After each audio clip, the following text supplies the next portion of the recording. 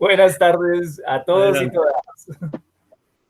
Les recuerdo que este es un evento en el programa de Sala apoyado por el Ministerio de Cultura, Programa Nacional de Salas Concertadas. Igual que también es un programa, es un evento apoyado por la Alcaldía de Bogotá, también Instituto Distrital de las Artes y Dartes, Secretaría de Cultura, Recreación y Deporte. Estas son las 15ª jornadas de Títeres de Bogotá en el componente de taller de máscara, cuyo nombre es La Máscara, el eslabón perdido entre el títere y el teatro. Entonces, sin más presentación, maestro Adrián, continuamos con la clase. Entonces, comenzamos, como les decía, con la pregunta de qué hay detrás de una máscara. Y es muy posible que detrás de una máscara haya otra máscara. Hago la pregunta un poco basados en lo que estábamos viendo ayer, trabajando ayer, en relación a la voz y quién es ese ser que ustedes están descubriendo, prácticamente descubriendo, ¿sí? ¿Quién es ese ser? Porque detrás de la máscara, insisto, puede haber otra máscara. La pregunta es si el ser existe. Yo me pregunto, por ejemplo, en términos del performance, cuando uno hace performance, me pregunto, ¿quién es ese ser que está deviniendo en el performance? Este es un concepto de devenir muy importante para abordar performance, ritual, máscara.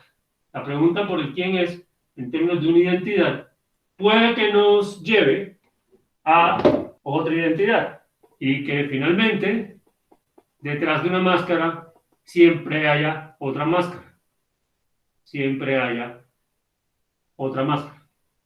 Así la máscara sea mi rostro. ¿Por qué pensarnos esto? Porque pensarse la máscara como aquello que no es el rostro, sino que se superpone sobre el rostro, puede ser un primer error. Entonces yo diría que lo verdadero en mí es el rostro y que la máscara cubre mi rostro, tapa mi rostro. Que cuando me quito la máscara, develo entonces mi rostro. Pero ustedes han pensado en la posibilidad de que su rostro sea una máscara.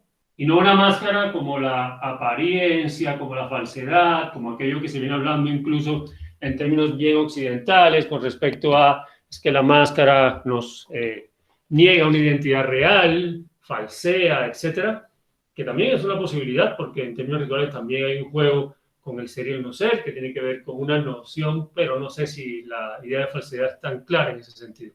Esa idea de que entonces el rostro también puede ser una máscara, pero en tanto devenir, me parece muy interesante. Porque finalmente, detrás de una máscara, solo hay otra máscara, incluyendo esta.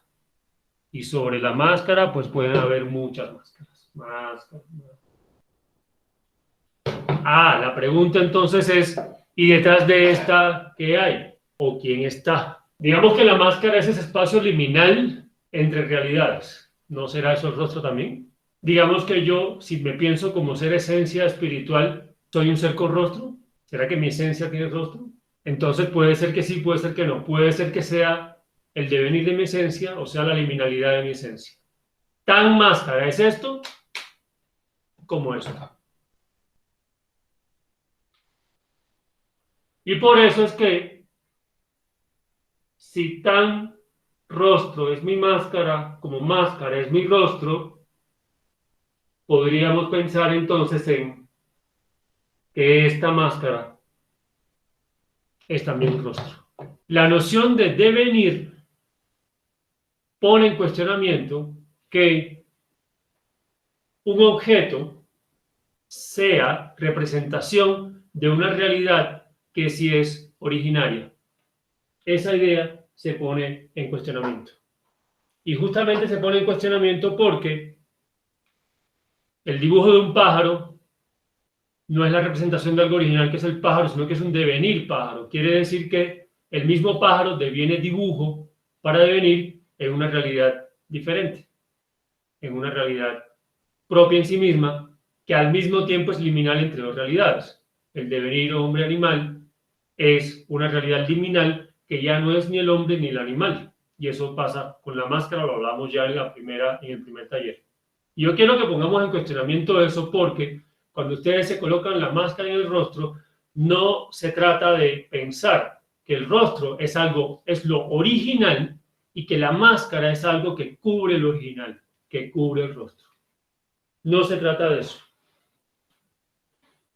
Y repito e insisto, se trata de que la máscara hace liminalidad con mi rostro porque la máscara es en sí rostro. Y cuando yo quiero develarla para ver qué hay realmente detrás de esa apariencia y quiero llegar a la esencia original, me puedo encontrar con otra máscara.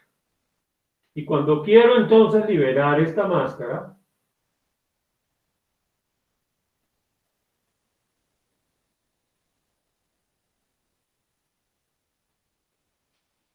y encontrar aparentemente la esencia original que estaría abajo de esa máscara, puedo estarme encontrando con otra máscara.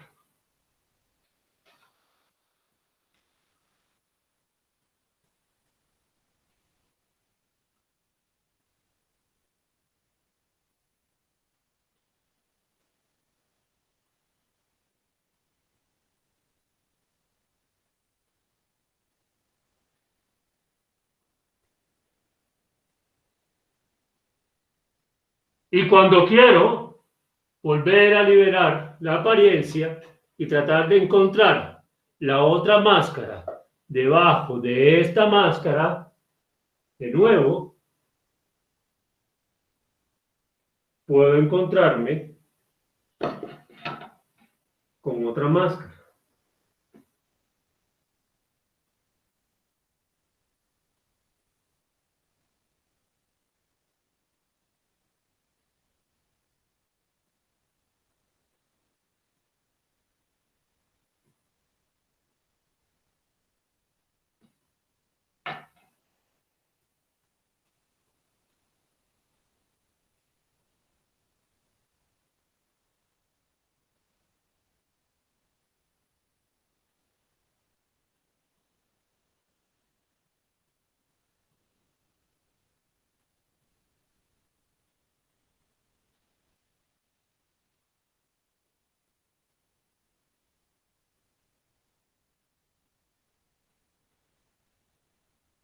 ¿Y será que la máscara oculta?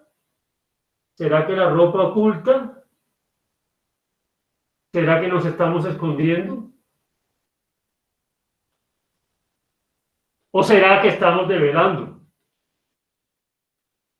¿Será que mi piel oculta? ¿Será que si tapo la máscara, tapo lo que tapa? ¿Oculto lo que oculta?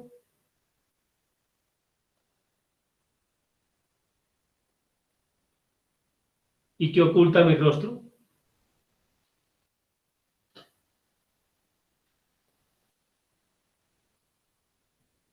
¿Será que por mostrar el rostro no estoy ocultando?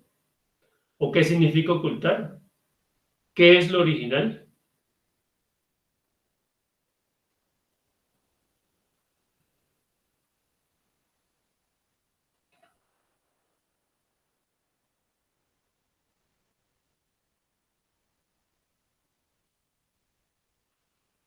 Yo lo que quisiera es pedirles que en este ejercicio que estamos haciendo y en todo este proceso que estamos trabajando, no pensemos en algo original. Pensemos en que todas las realidades son en sí originales. Y pensar que nuestro propio rostro puede ser una máscara. Y quizás como esa condición o esa noción o ese concepto donde la máscara significa persona.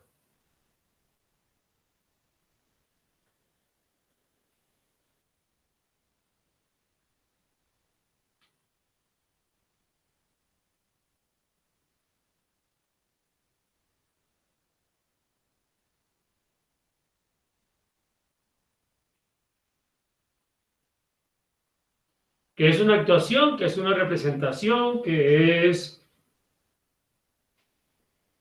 una apariencia de... ¿Voy a hacer algo grosero? No importa. No se preocupen por eso. Crean en eso y crean que es una realidad. Porque lo es. Porque finalmente, ¿qué no es real? ¿Qué es real y qué no es real? Lo que dice una cultura, lo que dice otra. Occidente decía que las máscaras eran una apariencia falsa cuando llegaron a África. Y eso es una visión cultural. Yo creo que esto que tengo atrás es muy real. Y creo que existen realmente las máscaras que tengo atrás. De hecho, hay un campo de la antropología, le voy contestando a Natalia, hay un campo de la antropología occidental europea. De hecho, Levi-Strauss en un comienzo cayó en ese esquema. De hecho, Fraser o Fraser, autor de La Rama Dorada, cayó en ese esquema. Después ellos mismos se replanteaban de dividir el pensamiento salvaje del pensamiento, digámoslo así, evolucionado. En el pensamiento salvaje no había mucha conciencia de lo que se hacía y, por supuesto, la práctica ritual era una práctica que era derivada del desconocimiento, no del conocimiento. Y cuando ellos llegan a las tribus africanas, por poner un ejemplo, y aparecen estos cuerpos con máscaras, lo que ellos suponen es que esas máscaras son falsas porque lo que hacen los africanos es esconderse, ocultarse, defenderse, en este caso de los visitantes, cubrir su verdadera identidad con una máscara, porque no entendían que la máscara fuera un espacio liminal ritual. Entonces, en primera instancia, en cuanto a falsedad, me refiero puntualmente a un objeto que falsea una realidad que, entre comillas, se entiende como original. A eso me refiero con falsedad, ¿sí? A algo que responde a una apariencia falsa en relación a lo que está detrás. Y eso es una perspectiva que marcó fuertemente en Occidente, sobre todo en el comienzo de la era moderna. Muchos de estos antropólogos y muchos de estos textos replantean después esa mirada. Pero lo que yo quiero es que, y de hecho lo digo por lo siguiente, porque nuestra cultura está muy sustentada en la dualidad entre lo verdadero y lo falso, desde que estamos en el colegio. Ustedes le ponen a marcar verdadero, falso, verdadero, falso, verdadero, falso. En género sucede. Y esa dualidad, ¿quién la define? La define una mirada cultural. Entonces, ¿la persona es verdadera o es falsa? Entendemos entonces que la persona falsa es la persona que no se manifiesta como realmente es, que se cubre, que se tapa, que no se revela a sí misma. Eso el performance lo pone en cuestionamiento, el ritual lo pone en cuestionamiento, la teatralidad lo pone en cuestionamiento, qué es falso y qué no es falso. Y la máscara lo pone en cuestionamiento. Y yo lo que quisiera es que ustedes también quiebren esa dualidad que indudablemente está metida en un chip. Y lo primero que nosotros señalamos de las demás personas cuando nos decepcionan es que yo pensé que era verdadera y resulta que es falsa. ¿Sí? Resultó una persona falsa. Eso es de las críticas más fuertes que se hacen a nivel social. Es que resultaste una persona falsa. Y uno se pregunta, quizás lo falso no era lo anterior. ¿Y hasta qué punto quién define esa falsedad? Insisto. En este campo, olvídense la máscara que ustedes utilizan, las acciones que ustedes hacen, los textos que ustedes leen, los textos que ustedes escriben, son tan originales como ustedes mismos. Y por eso quiero empezar por cuestionar la idea de que la máscara es algo que cubre un rostro que sería lo original. O sea, que yo me cubro, me tapo, cubro mi verdadera identidad, por eso lo verdadero y lo falso, para configurar una identidad falsa que me protege, digamos. Y esa no es la perspectiva esencial de la máscara, digamos. Y este texto que les voy a compartir, que van a ver qué interesante, está en un libro de un autor cubano, de un investigador cubano, que es un libro sobre una investigación sobre toda la mística del Congo. Y en esta mística del Congo hay 9, ese número es energéticamente muy importante, hay 9 seres, 9 identidades. En el campo de lo mítico, la historia y el mito se vinculan de una manera a veces como indisoluble. Entonces uno puede definir si son personajes 100% históricos. Pasa en Europa también. Todavía se cuestiona si el rey Arturo es un personaje histórico o un personaje mítico o una mezcla de las dos cosas, ¿sí? De la historia, el mito es historia sagrada. Bien lo dice Mircea Eliade. O sea, el mito no es un cuento, no es una fantasía, es historia sagrada. Lo importante no es entonces demostrar científicamente si fue real o no lo que ocurrió, o si los personajes existieron o no, sino que lo más importante aquí es que el mar existe, por tanto el mito del mar es cierto en tanto que el mar está ahí. O sea, es historia sagrada, es verdad energética y es verdad comunitaria. O sea, el mito es verdadero porque define casi que incluso la psicología, por decirlo de alguna forma, más en términos de la psiquis, la energía, la identidad de una comunidad. Entonces, en este mito del Congo, plantean cómo nace, cómo surge la tierra del Manicongo en este caso. En el video que verán se los explico más detalladamente, pero aquí sí quiero hacer énfasis en los textos. Son 9 identidades que al mismo tiempo que eran capitanes guerreros, eran energías. Y en esta cuestión africana, esa dualidad que vemos nosotros hoy día, pues muy desde nuestra sociedad, no, en el mundo de la mística africana no es claro, o sea, no es posible esa dualidad, no existe como dualidad. Una cosa es lo mismo y otra cosa al mismo tiempo, ¿sí? Y eso incluso fue lo que más confundió a los investigadores occidentales. El mismo Levi Brühl fue un antropólogo que tiene libros y textos fantásticos, hay uno que se llama El alma primitiva. El mismo Levi Brühl, cuando indaga la cultura africana, dice, nosotros los tachamos de ignorantes porque cuando le preguntamos qué es el alma, un africano dice el alma es la sombra. Y entonces le preguntamos, entonces el alma es la sombra solamente, no es el espíritu humano. Y dice, no, también es el espíritu. Pero además es el árbol, pero además es la conciencia, pero además, y entonces Occidente, los investigadores occidentales, europeos fundamentalmente, que tenían la concepción de que la sabiduría tenía que ver con definir claramente las cosas, porque Europa era muy clara en decir, esto es esto, esto es lo otro, el mundo es cognoscible y es determinable y por eso tenemos conocimiento, porque sabemos determinar y definir las cosas. Al escuchar a un africano que decía que el alma era muchas cosas al mismo tiempo, decía, realmente él no sabe, no tiene conocimiento y no sabe definir, no sabe identificar, no tiene manejo del concepto. Y Levi Brühl dice, no, realmente lo que pasa es que nosotros tenemos una mirada del mundo fragmentada que es difícil encontrarla con la mirada ancestral. Realmente, por el contrario, somos nosotros los limitados. Incluso él llega a decir eso en un texto. Increíble, sobre todo para la época a la que corresponde Levi Brühl, ¿sí? Como texto verbal y como voz y como manera de enunciarse es muy interesante. Son entonces 9 identidades que se supone que son las que dan lugar a la tierra conga. Y cada una tiene una tierra distinta, digamos, ¿no? Domina una tierra distinta. Estas identidades, insisto, son humanas y no humanas. Son animales y energéticas. Son espirituales, son de arriba y son de abajo. Son hombres y son mujeres. Son indefinibles. Y son capitanes al mismo tiempo. Entonces, este es el texto. Y aquí es como ellas se presentan. Dice así. Yo soy un Dumbu Ansinga, planta trepadora que se enrolla en espiral. Mis ramas se anudan alrededor de todo el país. 2. Yo soy Manianga, el que está sentado. Me siento en la silla y en la esfera. Yo he hecho nacer los bembas y las lanzas. 3. Yo soy Nanga, el cojo, pero voy muy lejos. Las piedras de mi estufa son cabezas de hombres. Mi cuchara de comer es la espina de un gran pez.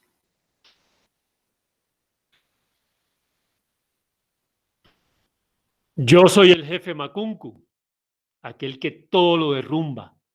Yo acometí a los dembos, a los tambores más poderosos. Que no venga nadie a molestarme ni con el timbal gongi ni con el tambor goma. Yo soy Ngimbi, aquel que hace crecer abundantemente todo lo que nutre y alimenta. Las madiadias o falsas cañas de azúcar que se cortan por la mañana, al mediodía nuevamente se mecen al sol. Yo soy Mensa, aquel que rompe, que corta, que hiende. No corto las cabezas de los ratones, sino las de los hombres. Yo soy un Pudi Ansinga, un gran pez, pero además un halcón que, pese al fuego, caza encima de la hierba en llamas. Yo soy Bomba Andongo, la serpiente jiboa que deja huellas a su paso. Se arrastra por todo el Congo y por Loango, madre que hace bien a todos los otros clanes. Yo soy Macaba, el que reparte las tierras, pero las leyes de esas tierras quedan en mis manos, en mi poder. Estos son fragmentos que yo tomé, los textos son más largos y esa es la idea de La Voz de la Máscara. Revisen estas identidades, miren que tienen nombre y lo pueden adoptar o basarse en estas identidades. Dos ejemplos fundamentales. Las identidades energéticas de la Tierra Conga y, que se les voy a presentar ahorita a esos personajes, las identidades energéticas de la Tierra Yoruba, que más tiene que ver no tanto con espíritus, sino con lo que se llamaría orichas. Este es un libro y el libro es muy bonito. Se llama Tamacuende Yaya, se llama el libro. Y miren, es que es muy difícil, es tratar de quebrar una noción de realidad fragmentada que tenemos y meternos en esa ancestralidad que además habita en todos ustedes. Porque, otra pregunta, ¿saben? No sé, ¿quiénes son ustedes cuando duermen y cuando sueñan? ¿Dónde está la identidad? ¿Dónde está el ser? ¿Dónde está el cuerpo? O sea, ustedes son plantas trepadoras, ustedes son aves, ustedes son agua, ustedes son río, ustedes son aire, ustedes son fuego. Eso no es un tema. ¿Saben qué pasa con la cultura occidental tradicional? Que convirtió todo en metáfora. Y a mí ya la metáfora me encanta, pero hay un momento en que me parece que todo es metáfora. O sea, yo soy fuego, eso es una metáfora. No, yo soy fuego y punto. Yo soy fuego, yo soy agua, yo soy aire, yo soy tierra. Porque además realmente lo soy. Porque es que el cuerpo contiene esos elementos, energética y espiritualmente y físicamente. ¿Sí? Entonces, es un poco eso, y eso me gusta mucho de este texto y de esa manera de pensar. Necesariamente, cuando hablamos de máscara, cuando hablamos de ritual, cuando hablamos, la máscara se desprende y se convierte en un ente títere, hay que hablar de lo que se anima y hay que hablar de ánima. Decíamos ya que hay una idea del animismo que tiene que ver con esta idea tradicional occidental de pensar en esta noción fragmentada de que esta máscara habita y un objeto toma energía porque es una proyección casi de la conciencia humana. El animismo pensado como esa idea donde la conciencia humana anima a un objeto que sin esa proyección estaría muerto. En el pensamiento ancestral, el ánima existe entre el cuerpo y ese elemento. El tótem no cobra vida porque yo proyecte mi personalidad, mi conciencia humana sobre él, sino que el ánima existe en la relación entre el tótem y yo, entre la piedra y yo, entre la máscara y yo. Hay que hablar entonces del ánima y hay que entonces revisar con la ayuda de este texto cómo podríamos entender desde Jung esta idea de ánima. Solamente vamos a tomar una parte del texto porque es complejo, es una teoría y un desarrollo que no es sencillo, que no es fácil y que es de una complejidad de la misma teoría del arquetipo y de la psiquis muy profunda. Y además Jung estaba en ese lugar intermedio entre aceptar y asimilar la ancestralidad y la espiritualidad y también posicionar la psiquis, quizás un poco en la dualidad que tratamos de evitar y en la fragmentación que tratamos de evitar. No obstante, en esa relación, la noción espiritual de Jung es interesante y es muy atractiva, cautivadora, inspiradora. Incluso esa idea que tiene Jung de que la espiritualidad está enlazada a lo psíquico, que la ritualidad, que el rito es también una manifestación de nuestro mundo psíquico, el ánima, aquello que no entendemos, aquello que existe y no es tangible. ¿Qué podría ser esta ánima?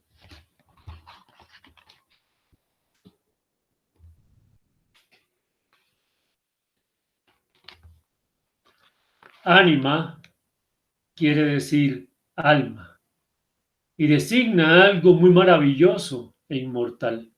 Por eso no siempre, pero eso no siempre fue así. No hay que olvidar que este tipo de alma es una representación dogmática que persigue el fin de conjurar y atrapar algo inquietamente espontáneo y vivo. Esta parte es fundamental.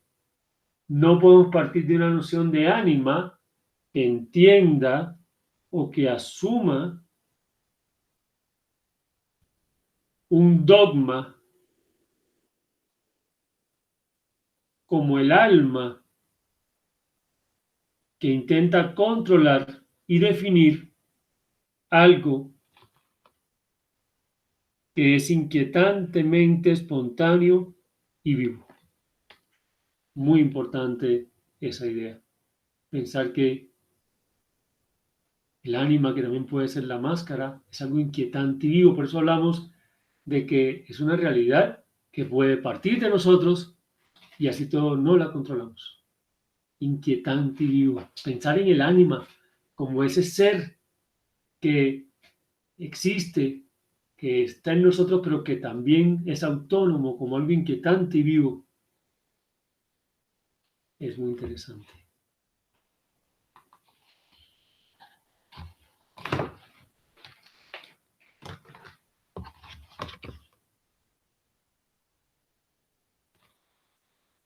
La palabra alemana Seele, alma,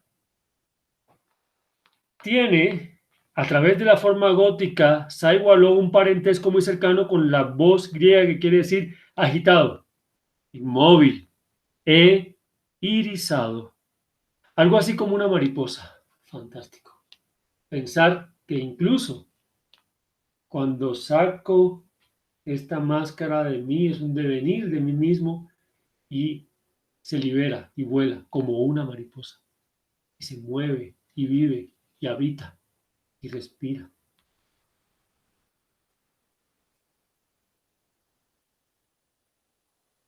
Y está liberada de un capullo.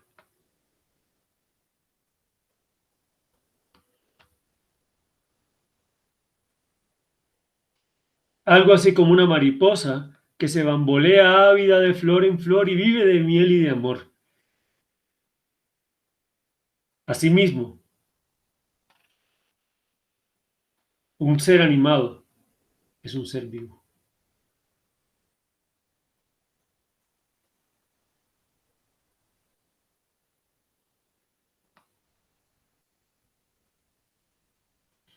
El alma es lo vivo en el hombre, lo vivo y causante de vida por sí mismo. El alma con astucia y juego engañoso arrastra la vida a la inercia de la materia que no quiere vivir. La materia que no quiere vivir y que se arrastra a la vida. Convence de cosas increíbles para que la vida sea vivida. Está llena de trampas para que el hombre caiga, toque tierra y así se enrede y se quede. De ese modo la vida sea vivida.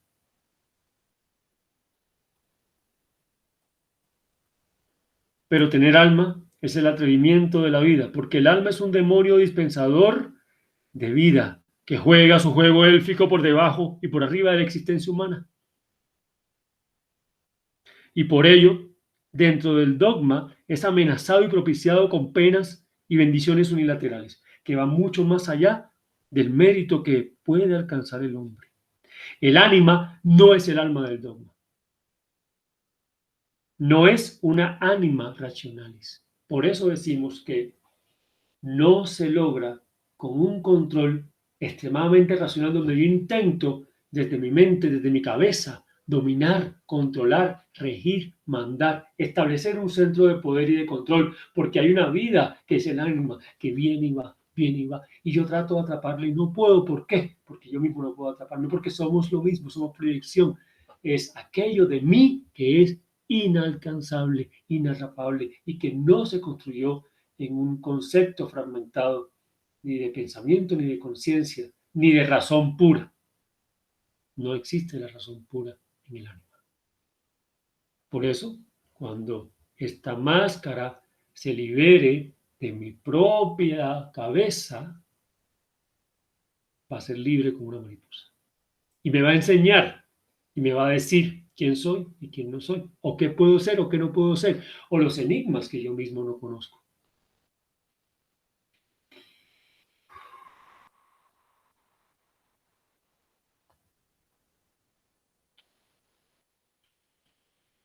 No es un anima rationalis, porque ese es un concepto filosófico y el ánima no lo es. El ánima es un arquetipo natural que subsume de modo satisfactorio todas las manifestaciones del inconsciente y del espíritu primitivo de la historia, de la religión y del lenguaje.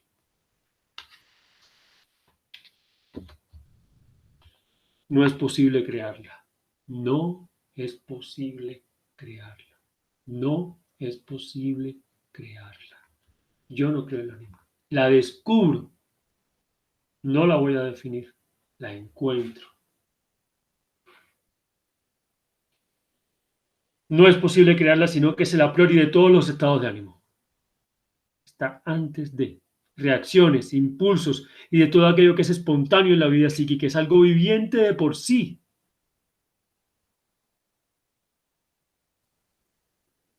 Que nos hace vivir una vida detrás de la conciencia, que no puede ser totalmente integrada en este, de la cual antes bien procede la conciencia. O sea, no es mi conciencia racional la que va a crear esta ánima y la que va a dar forma y dar vida.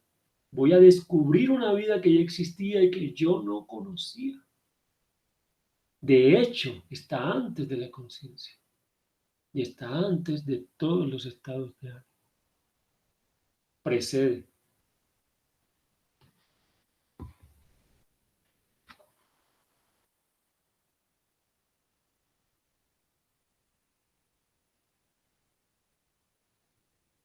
Pues en última instancia la vida psíquica es en su mayor parte algo inconsciente y rodea la conciencia por todos los costados.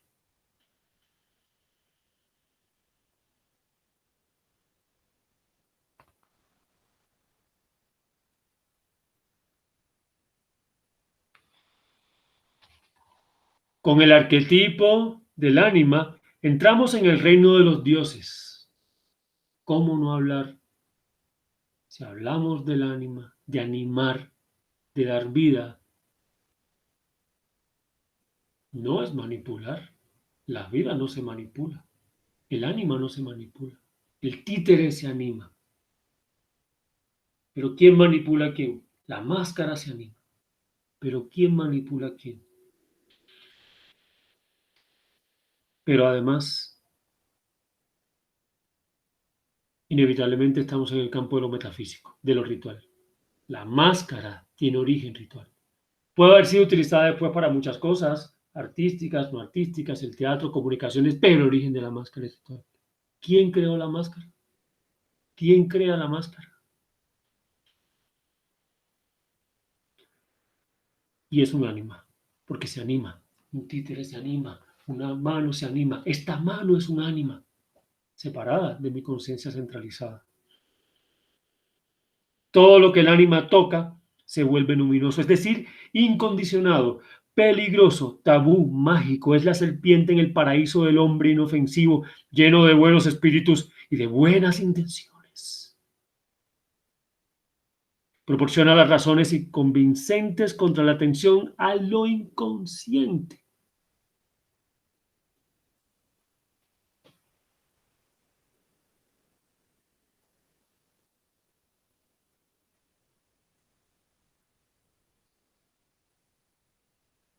Al querer el ánima la vida, quiere lo bueno y lo malo.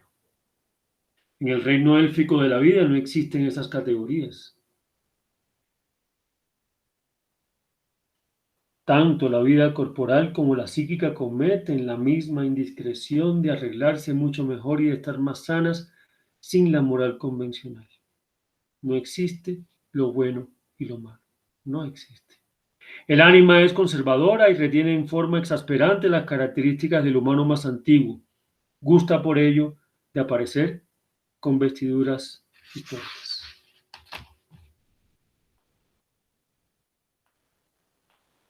Si la discusión con la sombra es la prueba de que consagra oficial al aprendiz, la discusión con el ánima es la prueba que consagra maestro al oficial, porque la relación con el ánima es una prueba de coraje, de una ordalía del fuego para las fuerzas morales y espirituales del hombre. No hay que olvidar que en el caso del ánima se trata de situaciones psíquicas de las que se podría decir que nunca antes fueron patrimonio del hombre, pues en realidad en calidad de proyecciones, se mantenían en su mayor parte fuera del dominio psíquico del este. Para el hijo el ánima está ligada al predominio de la madre, y esto hace que a veces quede un lazo sentimental que dura toda la vida. Al hombre antiguo, el ánima se le aparece como diosa, como bruja. El hombre medieval, en cambio, ha transformado a la diosa en reina del cielo y madre iglesia.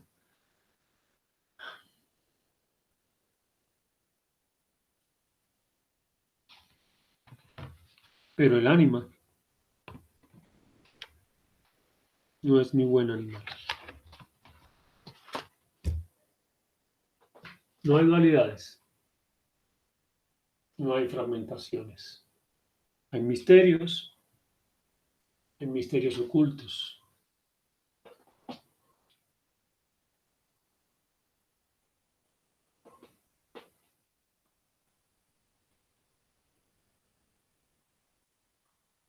¿Soy hombre? ¿Soy mujer? ¡Qué aburrido!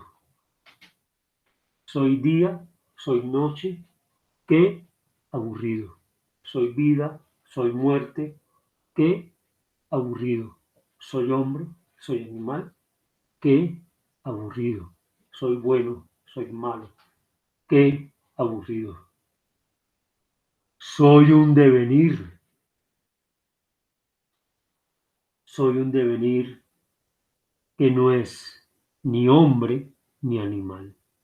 Soy un devenir que surge de la relación entre el hombre y el animal para hacer una cosa distinta en sí misma, una realidad nueva y propia, un devenir hombre-animal.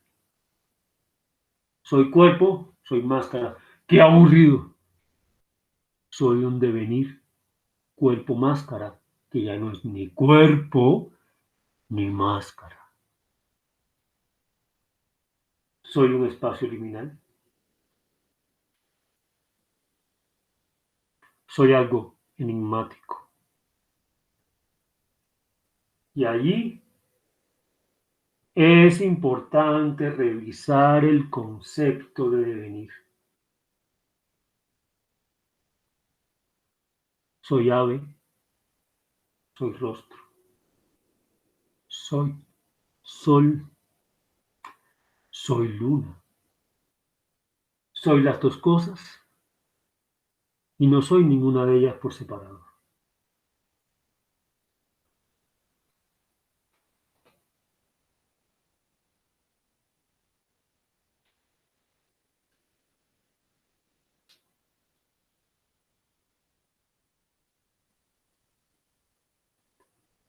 soy un devenir.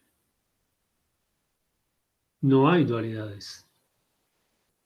No hay fragmentaciones.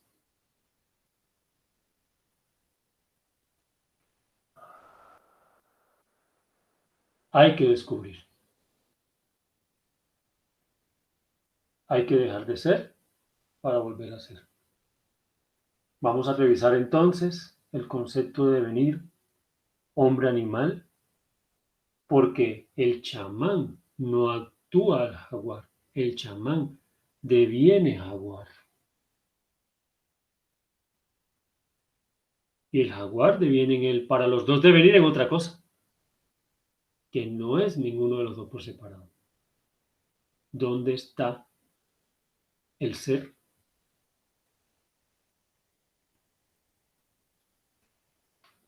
Y vamos a revisar entonces ese concepto de devenir planteado por Deleuze y Guattari en 1000 mesetas, capitalismo y esquizofrenia. Devenir, hombre-animal. Día, noche. Liminal. Devenir, palabra, cuerpo. Hablar con el cuerpo.